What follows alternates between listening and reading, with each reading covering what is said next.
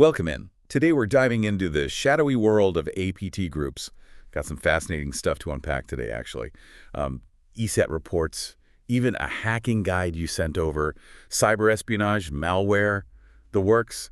Expert speakers here to help us connect the dots. I always picture like figures in hoodies huddled in a dark room when I hear APT group, but I'm sure it's way more complicated than that. Definitely more than meets the eye. I'm ready to dig in, uncover what's really going on beneath the surface. Right, so as we break down these materials, what are you most interested in understanding? For me, it's about figuring out the motivations, the strategies of these APT groups, especially now, with everything going on in the world, geopolitics playing a role and all that. And ESET doesn't waste any time getting right to it. Their report flags this surge in activity from Iranian-backed groups specifically, and it all seems to kick off after October 2023. What's the significance of that timing? What changed? Well, that timing is really interesting. It lines up with, the Hamas attack on Israel and the conflict that followed, obviously. ESET points to groups like Muddy Water, Agrius. They're known for espionage, ransomware, that sort of thing. But it seems like they're shifting gears. Like, instead of just stealing data, they're moving into this thing called access brokering. Access brokering. Okay, gotta be honest, not familiar with that term. Break it down for me. What's the advantage there?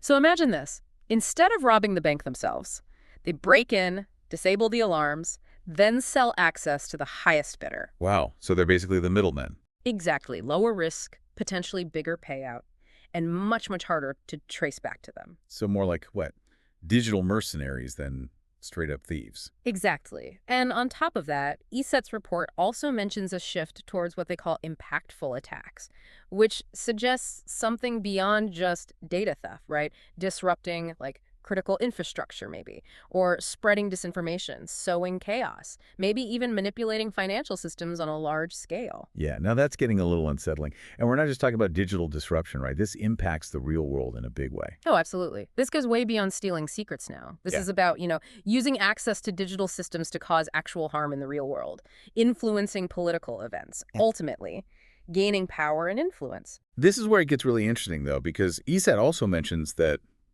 Iranian groups like Oil Rig, Ballistic Bobcat, they're actually slowing down. You'd think they'd be ramping up alongside everyone else. What's going on there? Yeah, that slowdown is definitely significant. It could be that they're just shifting targets, but more likely they're gearing up for something even bigger, right? The report even suggests that they might be planning more visible, more disruptive attacks aimed specifically at Israel. Visible, though. I thought cyber attacks by nature were kind of hard to trace back to any one attacker. You're right. Attribution is tough, but a visible attack, that's one with undeniable real-world consequences. Think about something that directly impacts civilians, causes physical damage, or disrupts daily life so severely it can't be ignored, can't be covered up. Ah, I see. So it's a statement, almost. Exactly. It's about creating fear, uncertainty, not just quietly stealing data. Chilling stuff. And when you factor in the geopolitical tensions in that region. It paints a pretty concerning picture, yeah. Shows how cyber attacks can escalate already volatile situations. And it's not just Iran we're talking about here. ESET's report mentions a lot of activity from Chinese, Russian-backed groups, too. In fact, they call out Russia as the most active player in all of this, right? What are they focused on, and what's caught ESET's eye there? Well, according to the report, Russian-linked APT groups, they're behind a whopping 33% of the attacks they observed. A big chunk of that is focused on espionage within the EU. And then, of course, attacks on Ukraine. Yeah, given the ongoing conflict, that makes sense. Are we talking about attempts to disrupt critical infrastructure there? It's a mix, actually. There are definitely efforts to cause chaos, disrupt essential services. But there's this one campaign that particularly caught ESET's attention. They're calling it Operation Texanto. Okay, Operation Texanto definitely sounds like something straight out of a spy thriller. Tell me more. Right. But this is the real deal. We're talking about a sophisticated disinformation campaign here. A PSYOP, meant to manipulate public opinion, undermine trust. So less about bombs and blackouts. More about manipulating information itself. What kind of disinformation are they spreading, though? And how? Well, ESET found that Operation Texanto was spreading lies about the Russian elections and the situation in Kharkiv, that major city in eastern Ukraine, the one that's been hit really hard by the war. Okay, so making up fake news stories, hacking social media to spread propaganda, that sort of thing. You got it. But we're not talking about those crude, easily spotted fakes anymore. This stuff is getting increasingly sophisticated.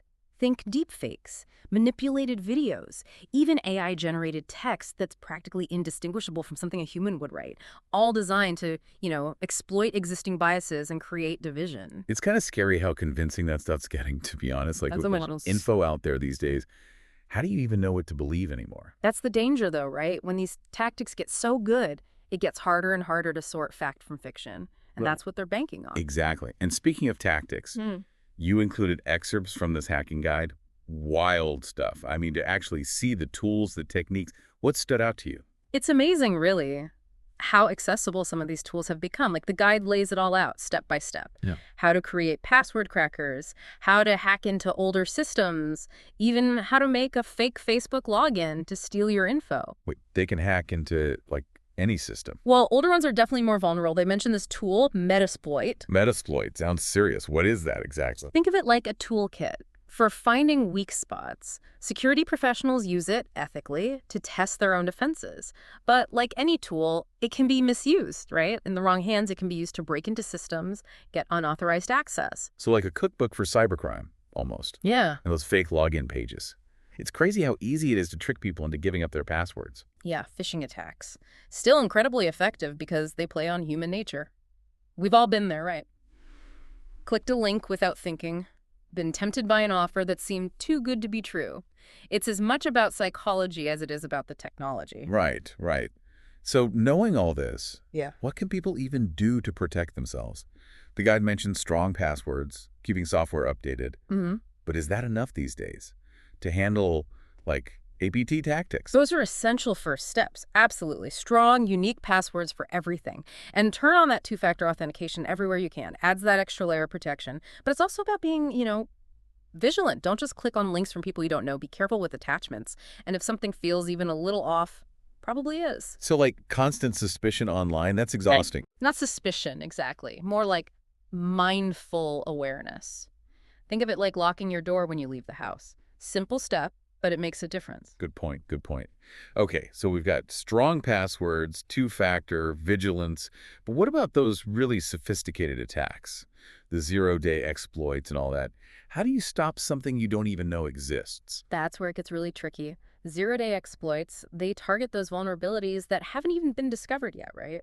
Which makes them incredibly valuable to attackers. Staying updated with all those security patches is critical. Those patches often include fixes for the latest vulnerabilities. So it's a race against time, basically. As soon as you plug one hole, another one pops up. Kind of, yeah.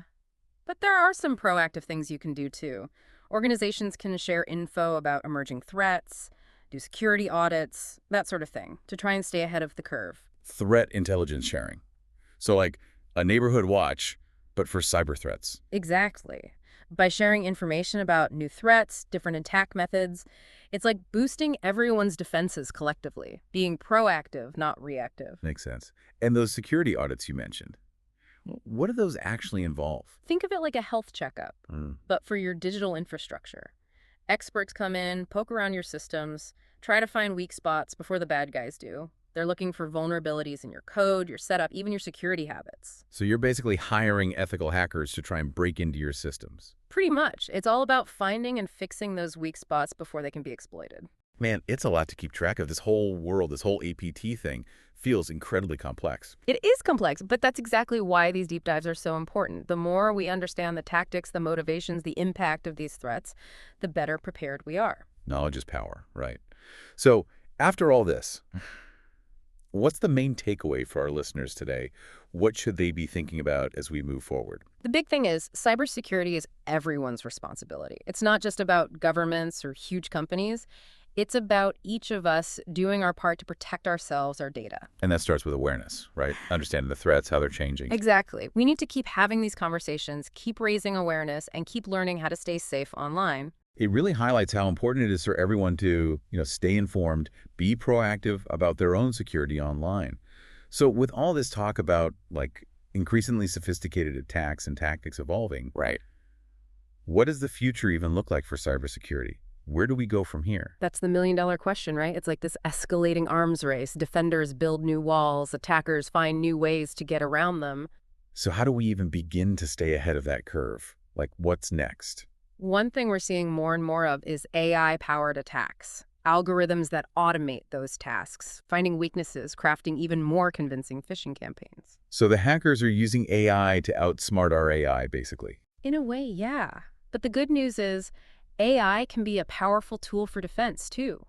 We're already seeing AI-powered security systems popping up, systems that can, analyze huge amounts of data, spot anomalies, even predict attacks before they happen. Okay, that almost sounds like something out of a sci-fi movie, right? AI battling AI in the digital world. Yeah.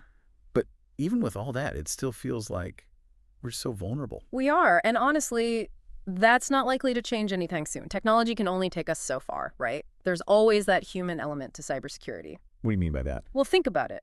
No matter how advanced our tech gets, we still rely on humans to make decisions. Humans who might fall for a phishing scam, humans who might accidentally click a bad link, humans who, forget to update their software or choose a weak password.